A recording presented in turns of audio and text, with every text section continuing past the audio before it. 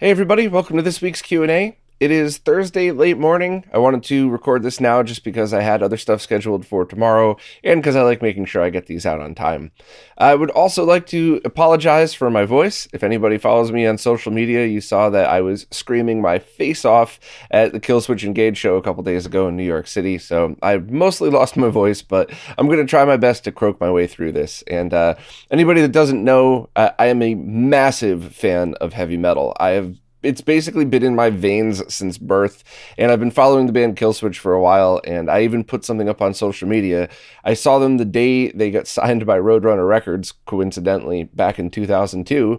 I was at that show, and a year or so after that, I found a bootleg of it where you could see me throwing the metal horns, and then I recorded a video of the same song being played this week, almost exactly 20 years later. So anybody that's a fan of music or metal, maybe just check out that short little post on social media just to kind of have a smile at that. But anyway, enough about metal and music. Let's jump in and see what the questions are this week.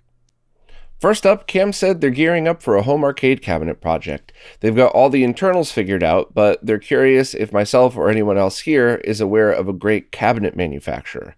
They're actually looking for something very high quality, essentially indistinguishable from a classic cabinet, and they don't want to cannibalize an old one. They'd basically like to end up with a brand new Repro Neo Geo cab with the internals and hardware of their choosing. Any recommendations? I don't have any solid recommendations, but I do have some opinions that might help point you in the right direction.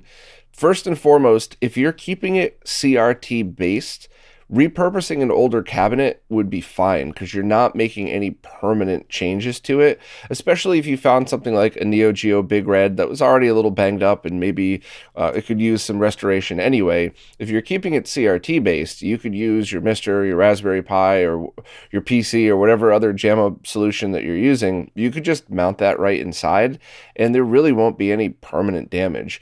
Maybe the screw holes for where you mount your Mr. Kate or something like that, but it's honestly a pretty non-invasive thing to do.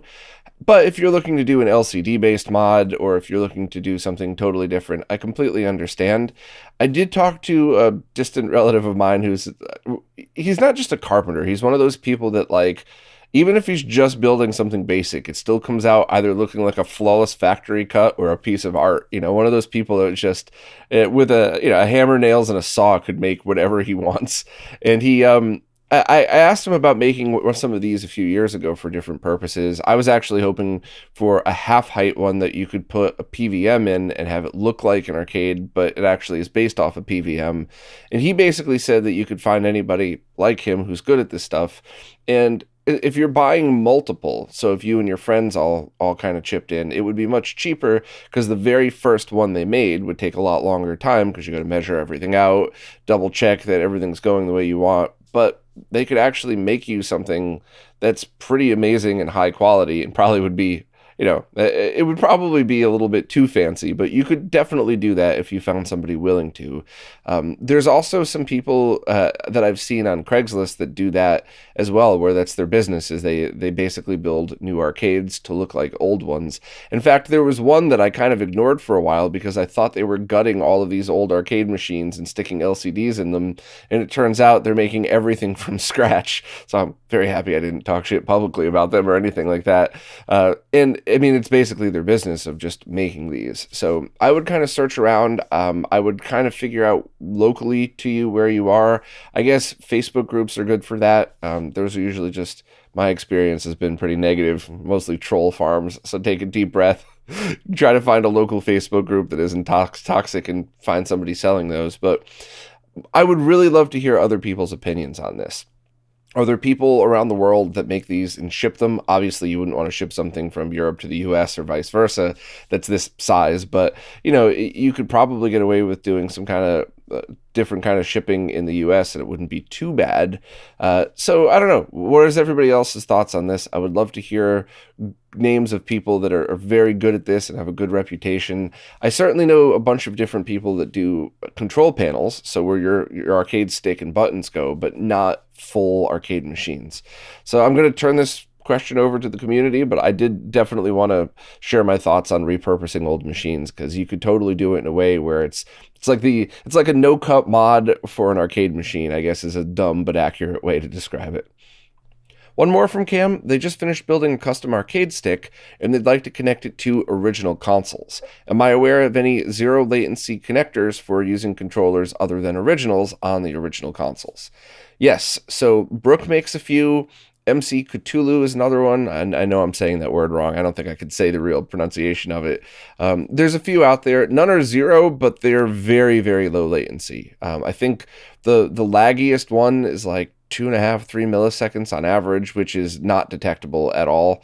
So there's definitely ones out there. What I was working on, and I think I passed the project over to Jose because I just didn't have any time left, but I was going to take one of those adapters and put it in a box and have a DB15 input on one side, and then have on the other side, it was an RJ45 connector, so a network cable style, and have that go out to the consoles. And the reason that I wanted to do this is so I could take any stick that's been direct wired with DB15 connectors and use that on original consoles.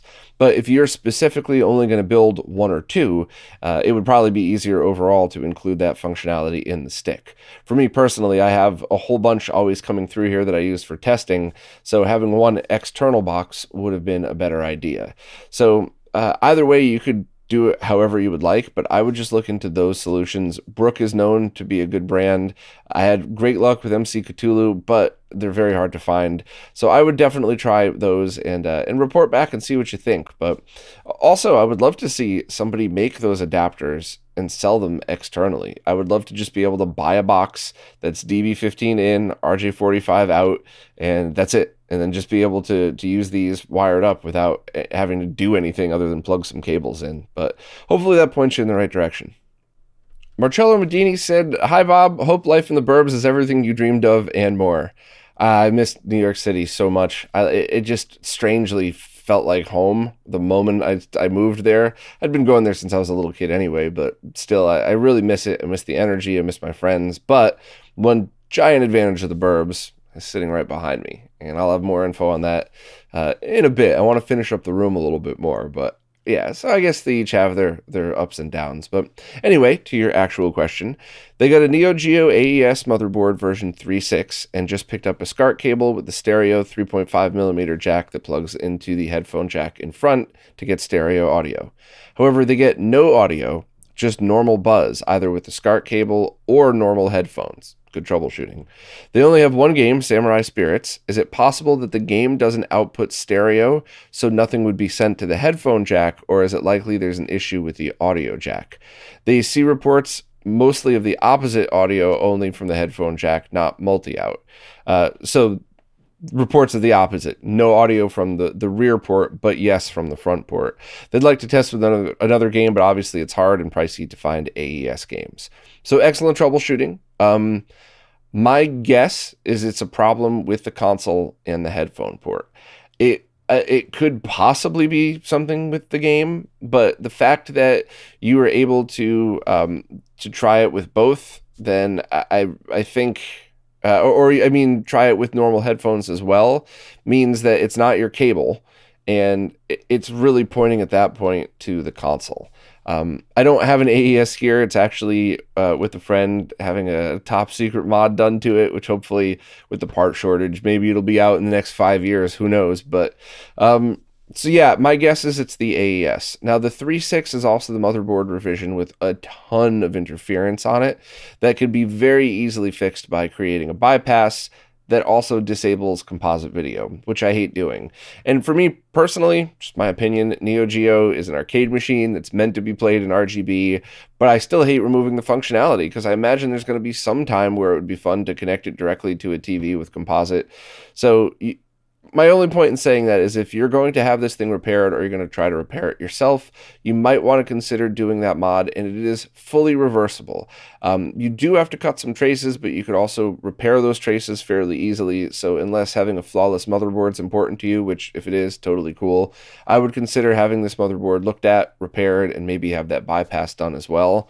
But all signs are pointing to the Neo Geo itself. Now, I haven't tested every revision and I've never run into this problem, so if anybody out there knows of any other solutions or any known problems, please post in the comments, but my gut's telling me it's a problem with the audio on board. Oliver Clear has more of an IT question than a retro gaming question, but it relates back to UnRAID and RetroNAS. As a Synology NAS owner who's not a professional IT person, they had a moment of panic when I pointed out last week that parity isn't the same thing as backup, which should have been obvious. Would I have any recommendations as a cost-effective way of setting up another local backup for the Synology? The main NAS has enough storage on it such that neither cloud backup nor getting a second Synology to pair it with would be financially viable. The main server was very much a once-in-a-lifetime type of purchase.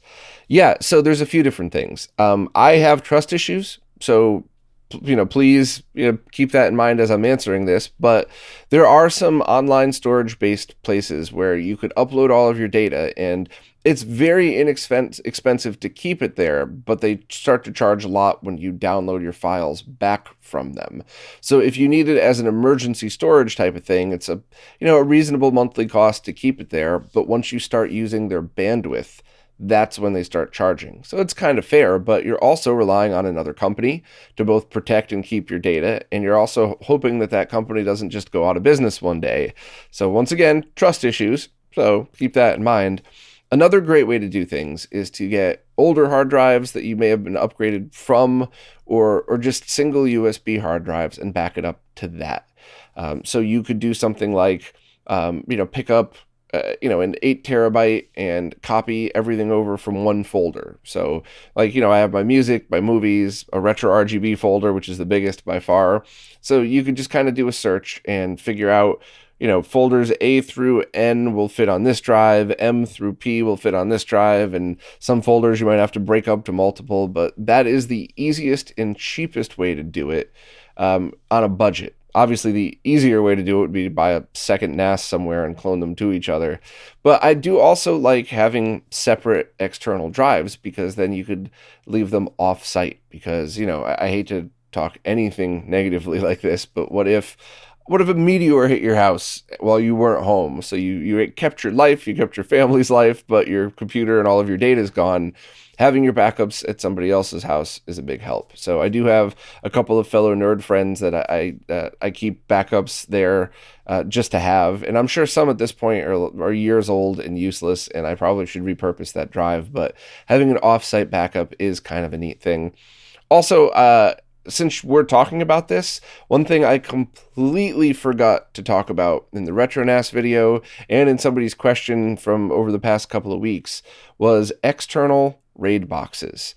And I'm going to have to do a video on this because of how relevant it might be to people's setups. But you can buy a couple of Mediasonic brand enclosures. There's others out there. I've used Mediasonic.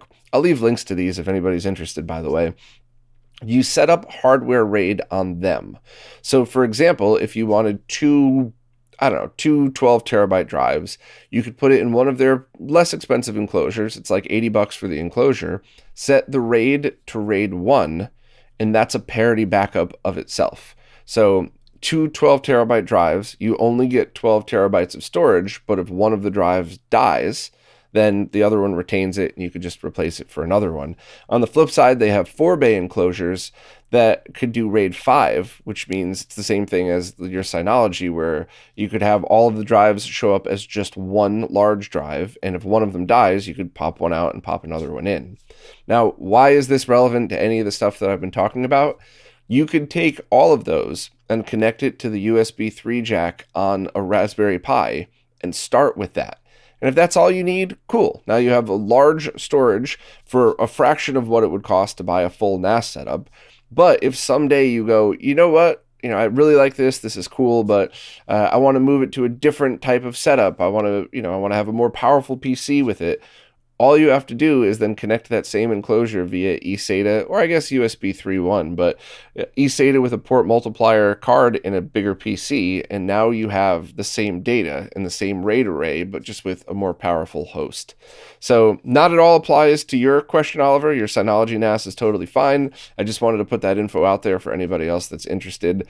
So I'll leave links to those enclosures if you'd like, and that might also be a cost-effective way to back up your Synology. So let's say you have RAID 5 with, 4 10 terabyte drives in it.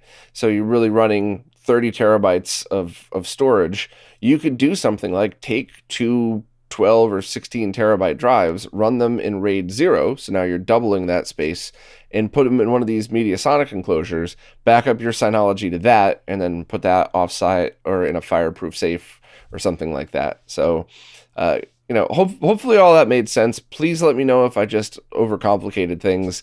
But that's just definitely something I've been thinking of, because there's so many good solutions, and it really all comes down to what's the best solution for you. So I'll leave the links to the MediaSonic enclosures, and I'll probably do a quick video on that at some point, just to show people the options that are out there and how easy it is to grow with this stuff, starting with just a Pi.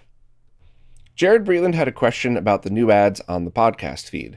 They understand the need for ads to help make sure the work I do remains sustainable, but have I considered an ad-free feed for supporters, maybe even at a higher donor level for no ads?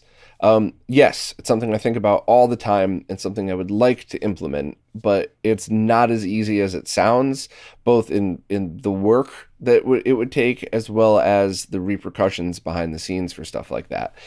So that's the short answer. It's a great question, by the way. I interpreted that as a positive question, but there's a lot more to it. So as always, I want to be open, honest, and transparent, but this stuff bores the shit out of a lot of people. So respectfully, if hearing the behind the scenes stuff is annoying to you or boring, please just check your description, skip on to the next question, and don't let me waste your time. But if you are curious about how some of these things work, especially for a smaller channel, stick with me, because let me try to medium quick walk you through it. So I would love to do something like that for supporters, but this limits me in a couple of different ways. First and foremost, it requires more creation of content. So now I have to re-edit, re-render, and then recompress everything I do, and then re-upload it to multiple places, and then maintain those things. Because once a video is uploaded, if you are a casual channel that just does this for fun, you could just upload it and walk away. But if this is something that's part of your daily life, some of the things you have to do to make sure your channel stays healthy is moderate the comments, check to make sure that everything's still working properly. There's a lot of crazy shit that you have to deal with, and if you want to do this on a regular basis. So just the amount of content work alone would essentially double doing it this way, and I'm out of minutes. And I'm not complaining. I'm not saying I don't want to do this. I miss playing guitar so much, and I can't. I don't have any extra minutes to do stuff like this. So that alone is an issue. But let's just pretend for a second that I was able to get interns to do all of this stuff for me. I don't know if I would be comfortable with that, but let's just say I did. And there's not even a content creation issue anymore. There's a few other things involved. First of all, I actually mean the things I've been saying about these sponsors. No bullshit, I swear. I really do like them, and people change, companies change, products change. Who knows what my thoughts are going to be a year from now, but every time you hear me talk about these companies, it is legit. I use them anyway, even if they were not sponsoring me. And in the case of JLC PCB, I've been using them for years. So, actions speak louder than words. I really mean what I say, but not only that, I want to teach people about these things. And I've had so many comments, both privately, on social media and in the comments of the YouTube videos, from people saying, hey, I don't normally sit through ads, but I was always wondering what a stencil was and how to order a stencil. And it's so cool that you're able to show me how to do that while also trying to make some cash on the side. So it's not just about the ads. I really do want to teach people about this stuff the same way I want to teach people how to test for lag and things like that. So that is, at least at the moment, part of it. I'm sure someday I'm going to do the whole, like I always joke about, the Casper mattress ad, which is essentially useless to nerds who want to learn about nerdy things. So that might change at some point, but for the short term, that is something that I really do want to share with people and get the word out of these companies.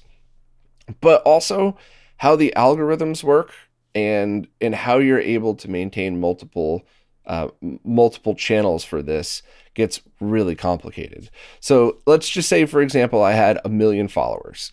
If that was the case, I could do something like open up a Vimeo account and link that directly to the support services and say 0 ads here, direct download of audio here if you want, and that way you could get everything you need ad-free right from here separately, and it doesn't really matter what happens with everything else.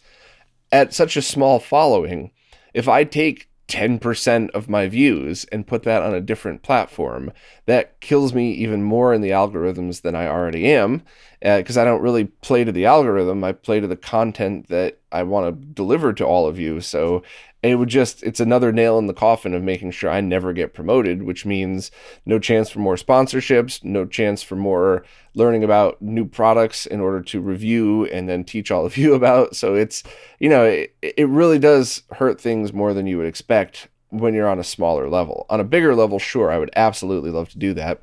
And the last thing I wanted to mention is something that always really bothered me, and it still to this day really bugs me, in YouTube ads. So I'm not even talking about the written ones, or the sponsored ones that I talk about. I'm talking about the pre-roll and mid-roll ads on YouTube. I've heard people say things like, once I get X amount of followers on Patreon, I will turn off YouTube ads, and it seems to work for them. But every time I've turned off YouTube ads, they're still there. I just don't get any of the revenue for it. So I mean, hopefully this doesn't sound pompous, but if you're stuck sitting through some crappy ad that no one wants to see anyway, and my only choice is either getting paid for it or not getting paid for it, I'm obviously going to take my 1 fraction of a penny per view or something on that rather than not. But that is definitely something I would have loved to have done. And the other thing that just really pissed me off is people that support on YouTube. They should, in my opinion at least, immediately have all ads turned off by being a paid supporter. Period. But yet that's not the case. You don't get that. So I don't really understand how the whole YouTube thing works. I probably never will, but that's something I would love to do, is find a way to turn those ads off for everybody permanently so that no one has to sit through them. To be honest, I'd love to turn off all the ads on the website too, but that's just not financially viable, not even close. So hopefully I was able to shed some light into this stuff. I think the more medium answer to this is that I'm always open to suggestions. I would love to hear what all of you think about this. If it's very important to you, I will figure out a way to do this somehow. But in the short term, I think it's got to just be business as usual in order for me to sustain the time that it takes to do this, as well as everything else that I have to go through with the algorithms and all that crap. But just to reiterate, all suggestions are welcome. Even, fuck you, Bob, your ads are stupid, I hate hearing you talk about them. That's fine too, but add something constructive with it. Just throwing up the middle finger usually gets ignored. If you have to talk that way, add something constructive so I could learn from it. But I really want to hear everybody's feedback if you care at all about this stuff, because it's important to me to get it right, but I just don't think there is a way other than just kind of doing what I've been doing. And what the heck, if we're talking about ads, I might as well throw it in here and politely remind everybody that these weekly Q&As are brought to you by all of the amazing people who support on monthly platforms such as Patreon, Floatplane, and now even Ko-fi. And if you're not in the position to support monthly, please share this with your friends, as getting the word out is by far the most important part. But also, go to retrorgb.com/support and check out the links there. There's, of course, the links to the monthly services as ways to tip, and there's even merch like t-shirts and coffee mugs, and links to the Amazon affiliate store. But I think the other 2 links here are things that I'd really love to share with people. You could click on this link and go to eBay and search for anything you want, even things like a Sony BVM monitor. And whatever you purchase, we end up getting a very, very small cut of, just because it's an affiliate link, but every little bit counts. And that even includes the Amazon general purpose link. You could even take things like toilet paper and purchase through this link, and we'll get a small cut. So I've actually had a few people purchase things for their office where they ended up using this link, and it was both a small drop in the bucket but a giant help at the same time, because doing things like that all adds up, especially spreading the word. So thank you so much to everybody, and back into the Q&As. Virtually Retro wants to know if they could use their RetroTINK to upscale VHS. The short answer is yes. Period. End of story. Absolutely yes. And it might even be an awesome solution, but there are some things to note that I want to go over just if you want more information on general VHS transfer. First and foremost, if this is something critically important to you, or if it's something that needs to be archived for the world, or just a really big deal, you're going to want to look into the best possible methods of doing that. In the Doomsday Duplicator, that entire project, which started out with laser discs and now it's going to encompass a bunch of different things, that would probably be the best way to go about doing it. But it's expensive and it's complicated, and if you're just looking to watch VHS tapes or convert them to digital to archive or put on YouTube, that's overkill times a million.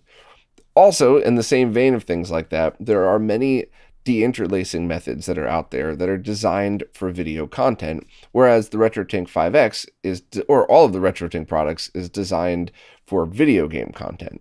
So finding yourself a DVDO VP50 or 50 Pro or something like that might end up with an overall better look for deinterlacing, but that's another device. You have to find one of those because they were like $2,000 new, so you have to hunt one down used.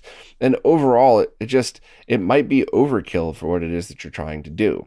Now, if you're talking about the RetroTINK 5X, I think that gets so close to where you need to be. And you could try soft scaling, you could try the smoothing filter, you could switch between motion adaptive deinterlacing and any of the other methods. You could even try the CRT filters on there, which I think are so cool for certain content. So if you're talking the RetroTINK 5X, I think that's probably good enough for most people, and there's enough options that you could make it look however you'd like. Now, if you're talking about the older RetroTINK products, yes and no. So you could still do it, but they're going to upscale to using Bob deinterlacing, which is a bit of a flickery method and might not be the best for watching video content. However, you could put those devices in pass-through mode. I'm pretty sure all of them have that available. Maybe all but one, but most of them you could have a pass-through mode that allows you to pass through that signal to your TV. And yes, that means you're sending a 480i signal directly to your flat panel, so it's going to be super laggy, but this is what it's designed to do. It's taking 480i content, deinterlacing it, and trying to make it look as nice as possible. So if all of you have is an original RetroTINK, or I believe even the Mini has a pass-through mode as well, you're able to use those, utilize the comb filter of the later model RetroTINK 2X products, and still get that 480i signal onto your TV. But it's not going to be as good of a solution as like the RetroTINK 5X would be. So hopefully that puts everything into perspective. I didn't want to make it confusing. That's why I just wanted to start out and say, yes, you could definitely do that. But I wanted to let everybody else listening know the other answers to it, because everybody's situation is different. Everybody's setup is different. And respectfully, I just didn't want to hear all the actuallys in the comments explaining all these different things. So anyway, hopefully that points you in the right direction. A question from Lou from Lou's Retro Source. Funny, I had no idea this was you, Lou, so all of the Lewis F96 questions has been you this whole time. Sorry I didn't put two and two together. It's really hard to keep track of people's real names and what their different names are on different platforms, so sorry about that. It's a little embarrassing, but great question from Lou this week. With the Mr. Project adding support for the Guncon 2, they had a question about the light gun's T cable. So for anybody that doesn't know, all of these PlayStation and PlayStation 2 era light guns have a cable on it where you plug the composite video into it, and then you could run composite video out to your monitor. And is this the same circuit as just a Y cable? Or is there circuitry in here that allows that to happen? And why would this be safe and using a Y cable not be safe? Funny you ask the question, because I have this as one of my to-do list things for over a year now of demonstrating and testing this. And while I haven't tested yet, I have a guess. I think that when you're connecting let's just say two TVs via a Y cable, that's two sets of 75 ohm termination on both sides, which draws twice the current. Whereas I think when the circuit that's inside of this, so it is a Y cable, but on the other end inside the gun, it's probably not going to be 75 ohm termination, so it might not draw as much of a load from the source. So it's still technically doing what I said you shouldn't, but it's not drawing as much current. Once again, this is one well, I don't know if current was the right word, but either way, this is all a guess. I've yet to test it. I want to throw this on my oscilloscope to test this exact thing. Maybe I'll do it in a live stream one time just to see what happens, but I'm not 100% sure. What I am 100% sure of is that only uses the sync signal. So you could do something like plug that into what I forgot which Steve's gonna kill me, but you could plug it into one of the 3 component video cables in order to pull sync from that. You could also use RGBS and pull sync, doing it that way. You could use Luma. All it's really looking for is the sync signal in order to synchronize where the gun is being aimed with what's going on screen. So that's certainly another part of it that I'm sure would factor in. But the direct answer to your question, is it just a Y cable and there's other circuitry on the gun that makes it safe to use, or is it a completely different splitter circuit? I don't know, but I do want to find out, and I do want to do a video on that. Even if I just do a live stream one day and just kind of work it out and then follow it up with a more formal post for reference. But that's an excellent question. The only thing I could say is if Sony could officially license guns that do that, it's got to be safe. I just don't know why. And maybe some of the third-party ones aren't as good or are better or something else. I don't know, but I would love to get to the bottom of this. I think my guesses are on par, but hopefully I'll be able to do a live stream soon. Oliver Clare is almost finished getting their Magnavox Odyssey back to life, and they're at the point now where they're looking for video output. They don't have the proprietary RF box for it, but they found a YouTube video that shows somebody soldering video and ground directly to the motherboard and was wondering what exactly that was.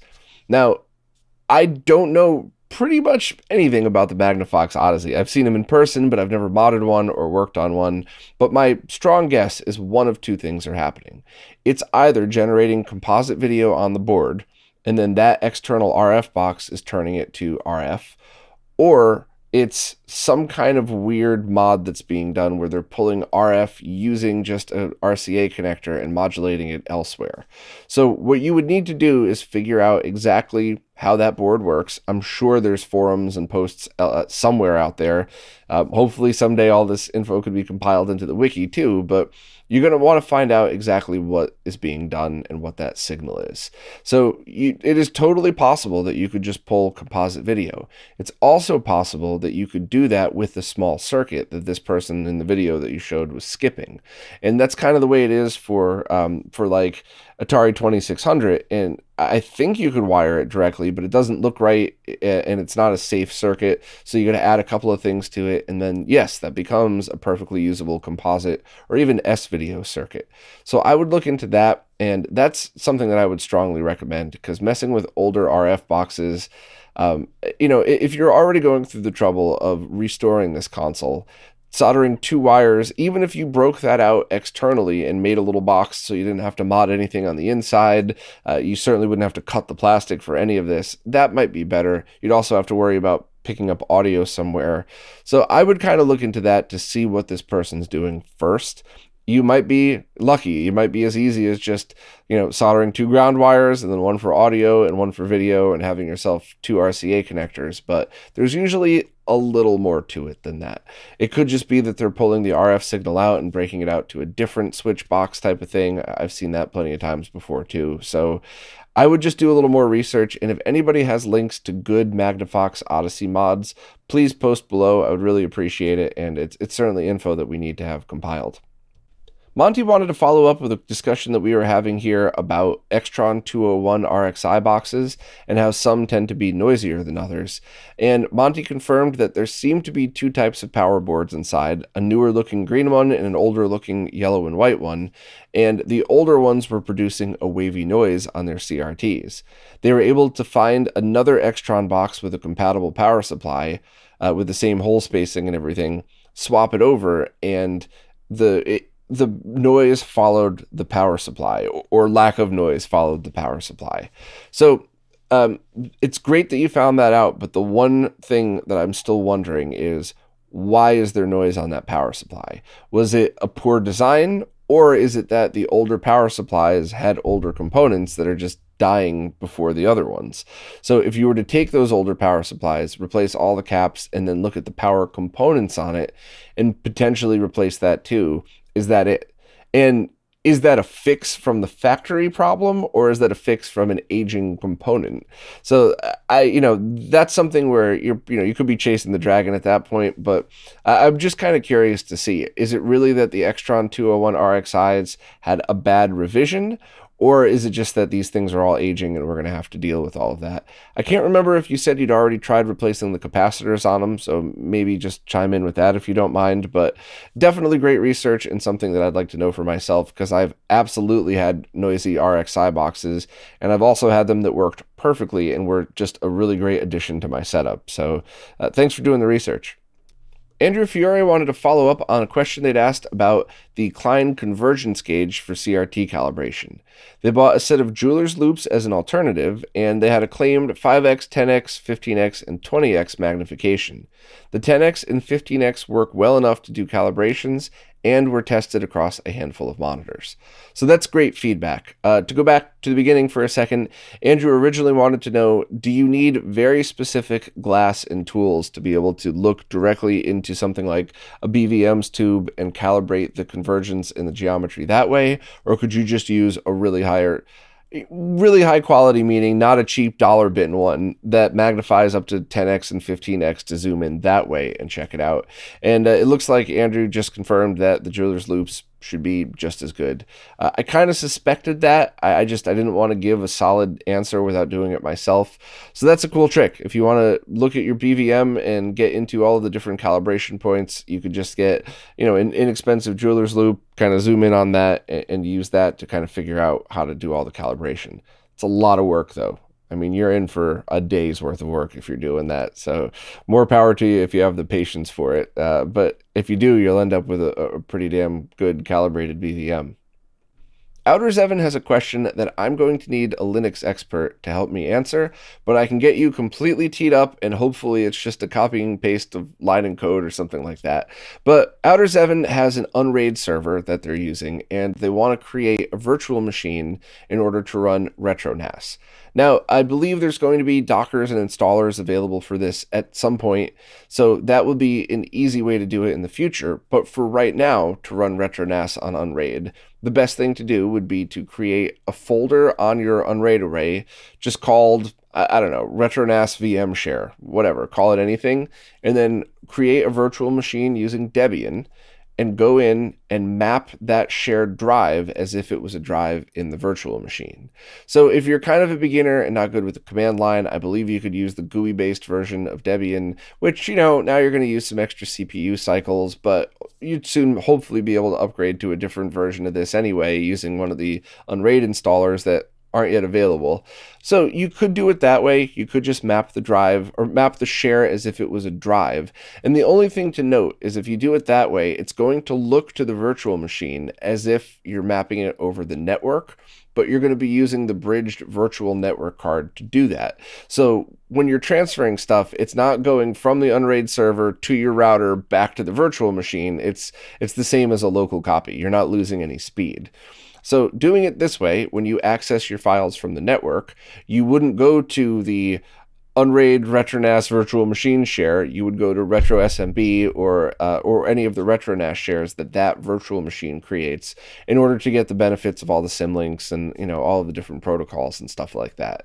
So what I need from a Linux guru here is two things. Confirm that going through the GUI and mapping it that way does what I think it does. I haven't had a chance to test yet because I've been drowning in about 100 other UnRAID related or RetroNAS related things that I hopefully want to be preparing soon. But also, if somebody installed the command line only based version, is there an easy command to run to map that permanently so it stays even after a reboot? Because that's what I would prefer to do. Even though I get grumpy when I use the command line because I feel like I've earned the right not to, in this scenario, it's the perfect way to do it because you're not wasting CPU cycles loading up a GUI every time because RetroNAS is just running in the background. So is there a way that somebody could fire up their VM, copy and paste a line of code, and only only just change, the location of their RetroNAS server name, and then, the whatever their directory that they created was, but otherwise be the same line of code. So hopefully somebody could help, but worst case scenario, Outers Evan, I think that there's going to be a much easier installer in about a month or so. And hopefully people are branching out and still looking into making them for the Synology boxes and everything else. But I'm happy to see more people are trying the VM use. We just need to bridge the gap between casual nerds and Linux experts, and some of this stuff would certainly help. And if it really is as easy as copying and pasting code, I'll do a very quick write-up. Or even if I do a video, it'll be a much less fancy video, with terrible editing. But either way, I'll get it out there just so people could have the quick answer. I just need to know what the line of code is and how to do it. Jason Guffey is trying to use the new 2560 by 1440p firmware mode on the RetroTINK 5X with an HDMI to VGA adapter for a CRT monitor that supports 1440p with 720p sources like the Wii U and PS3. They're having signal stability issues, though, and are wondering if this HDMI adapter only supports resolutions up to 1080p. So it could be. I was recently testing HDMI to DisplayPort adapters that freaked out when I sent it 1280 by 960 because that's not a standard TV resolution, but it worked totally fine at 720p, 480p, 1080p, and even 4K. So if that's the case, why is it failing? Is it an EDID thing where it just doesn't understand the signal it's being told it's being sent? Is there something with the chip on board that can't quite handle that resolution because they were never programmed to understand it? And the honest answer is I have no clue. It's also a very odd resolution because not many things use 1440p. And there's also, of course, the issue of now you're sending that signal to your CRT. So will your CRT automatically have black bars on the top and bottom to preserve the aspect ratio? Or is it going to just fill up the CRT and have it be improper? So there's a lot going on there, and I'm not really sure what the answer might be, but I don't have any experience doing this. And all of the converters I've used the HDMI to VGA stuff I've tested do work with 960p. I have tested that before. So it could just be that one specific resolution trips these things up. It could be the one that you happen to have, but I sadly don't have any good answers for you. I think you'd picked up multiple, so maybe just try those. And if not, if using... I know based on your past questions that you do a lot of DAC use, digital to analog conversion, with this. So while I normally would not tell somebody go buy a second because, I don't want anybody to throw $20 away, somebody like you that's always hooking this cool stuff up and trying these new things, maybe it would be worth it to just buy a completely different brand, something that doesn't look at all the same, not the same form factor, and see if that works for you. And even if it doesn't, possibly you could return it, or maybe you'd use it for something else. But I just think if this was somebody that just wanted to do this one thing only, I would probably look a little bit more into it. But for somebody that's always trying these cool experiments, you might benefit from just having a completely different brand with a different chip on there and see what happens. But either way, if you don't mind, report back and let me know. I'll leave a link to the ones that I usually talk about if anybody else is interested. But if anybody has a specific answer for this, we're all ears, because I'm always curious how this stuff works. Curtis S. is having a problem with their DVDO Edge that I think other owners of the box would be better people to answer this, but I want to go through it anyway and see if there's any way I could help. A few years ago, they added a DVDO Edge to their setup, and they're generally happy with the results. They like that it accepts HDMI, and it gives a lot of good options for upscaling 480p and 720p signals. Here's the issue. Randomly, the picture will change from a clean image into one that has lots of pink and greenish vertical lines. The vague outline of whatever was on screen is still there, but the screen is a lot of black separated lines that are pink and green. Doing a factory reset will reset the image to normal. However, it's obviously annoying because they got to redo all their settings. They've played with the individual settings, but with no luck. Only a full factory default reset will restore the image, and this happens at random times. Sometimes it might be twice in a day, others it might be months before it's happening again. They've been playing Morrowind on Xbox via component scaled to 1080p on it for the past several months, and it's happened 8 or 9 times. It always happens during gameplay, never when messing with the Edge and its settings. Any idea what's going on here and anything they could do to keep it from happening? So a few thoughts. The fact that you've tried doing this or tried messing with settings and only a factory reset could mean that there's something going on inside it. And you might want to check to make sure it's on the latest firmware revision. If I remember correctly, you need a very specific type of serial cable or USB to serial cable in order to flash the firmware. And I think it takes like a half hour or something like that. I think I had a VP30 or a VP50 that I flashed, and I had to just like walk away, go run some errands, and come back because I didn't know if it froze, and it did finish. It just took forever. The VP50 I have now already was at the latest firmware, so I didn't have to worry about it. But that's something you might want to check into just in case. That's always a good thing to do. I'm sure you've already tried this, but when it happens, have you pulled the power? After the power is out, hit the power button a couple times to discharge as many of the caps as you can. Wait like 15 minutes and plug it back in. Now, that's obviously not the solution for how to fix this thing because it's going to keep happening, but that could be some information that people who are experts in the DVDO boxes could use to help troubleshoot that. I'm going to assume you already tried that, though. So the only thing I could do is default to the community. I'm off today, right? I'm freaking useless for a lot of these questions, but anybody out there with DVDO Edge boxes that have similar issues, and is there anybody who could offer anything to this? There's always weird stuff that can go on. Static electricity. You have 5 things connected to it, and the one that you're not even using auto powers on or something to do an update, and it freaks out the console. There's so many different things that could be involved in here, but that just seems like an internal problem to the Edge, and hopefully something just a firmware update could take care of. But anybody got any thoughts on this one? Couple things from Raymond. First, they love the RetroNAS project and made some virtual machines for HyperV version 9, version 10, and VMware Workstation, and installed via the instructions from Dan. So Raymond left links for people to be able to download these. I believe if it's using Debian, everything is totally legit, so there's no legal or licensing issues. So I'm going to put them in the description. That's awesome. Thank you very much. I'm sure there's just going to have to be some kind of final tweaking. So while the default passwords and stuff are the same that Dan used, you're probably still going to have to go in there and point it to whatever network location you mapped. You'll probably have to map a network location just like I discussed earlier, but that's awesome. That just saves people a bunch of trouble. So, respectfully to you, Raymond, I mean, nothing bad about this at all, but everybody should always download stuff like this at their own risk.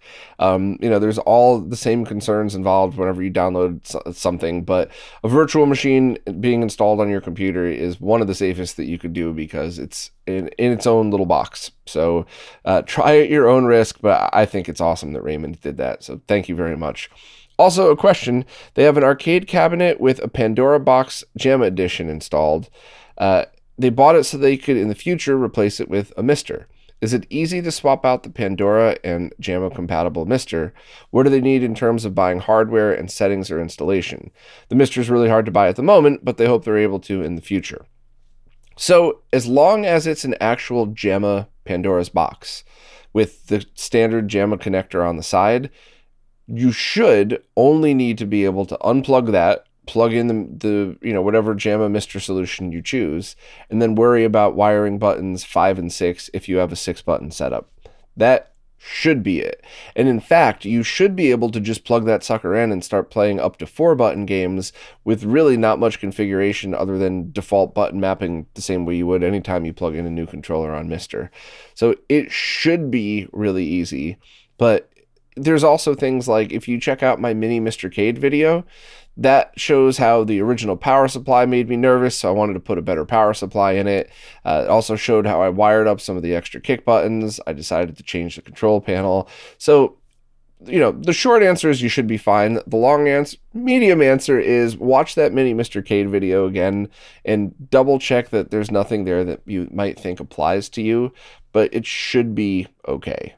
So hopefully that'll give you the info you need. And thanks again for those VMs. That was really cool of you. Well, that's it for this time. If you're new to these Q&As, please ask any question you'd like wherever it is that you support in the newest Q&A post. I check every one of the services every week. There was only Patreon this week because there were no questions on the other ones, but I always check the latest post because there's no way to really figure out what's a new question on an old post. Plus, it's a lot of fun to just scroll through in real time like you saw me do today. So any questions at all, please ask there. And if I miss it, it's never on purpose. It's either because it came in after I was done recording, or I accidentally deleted it in post or something like that. But anyway, thank you so much to everybody who participates in these, and especially thanks to everybody who supports in any way possible, because it is you who is keeping these videos, the website, the podcast, and all of the crazy behind the scenes research I do alive. So thank you all so much, and I'll see you next week.